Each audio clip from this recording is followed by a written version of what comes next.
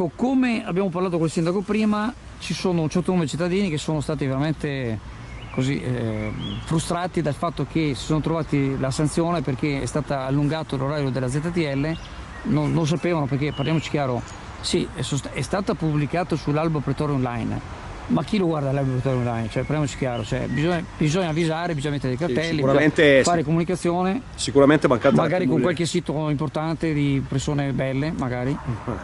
No, sicuramente è mancata la comunicazione, su questo ne do atto. Al di là della buona, diciamo così, attenzione che c'era stata posta sul tema, cioè nel senso che visto le belle giornate, vista anche la richiesta da parte di tanti concittadini di voler chiudere il pezzo, diciamo così, del corso del popolo, in modo tale da far sì che i turisti piuttosto che i bar e i ristoranti possano permettere appunto il passaggio pedonale, e dunque allungare fin da subito, non aspettare magari l'inizio di giugno o a metà giugno per applicare anche in quella parte di orario, diciamo così, il prolungamento delle ZTL. Questo avviene in estate, sia chiaro.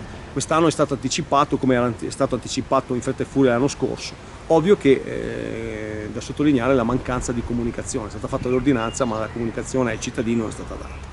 E le ricadute poi sono state quelle che, con l'avvento anche del terzo turno della Polizia Municipale, ha portato sì a varie sanzioni. Io mi auguro che il sindaco vediamo se riusciamo a farlo. Possa, devi parlare col dirigente della Polizia Municipale, si possano rivedere, perché se non c'è appunto l'avviso e la cartellonistica, se ci sono state delle mancanze, che in autotutela si può appunto cercare di tirare. Allora, se ci sono state delle mancanze, è giusto che si vada a rivedere questo e che vengono riviste anche le multe a chi è stato sanzionato, ecco, perché non è giusto che se la cartellonistica, a prescindere che non sono stati attenti o poco attenti, o del fatto di non aver visto l'ordinanza sull'albo pretorio, il fatto è che non è stata data comunicazione da una parte, ma poi anche la segnaletica non ha permesso a questi concittadini di avere le giuste attenzioni del caso, perché appunto la segnaletica non dava quelle indicazioni. Allora, a questo punto qua, se si può rivedere e dunque essere riviste anche le sanzioni, io mi auguro che appunto questa cosa si possa fare.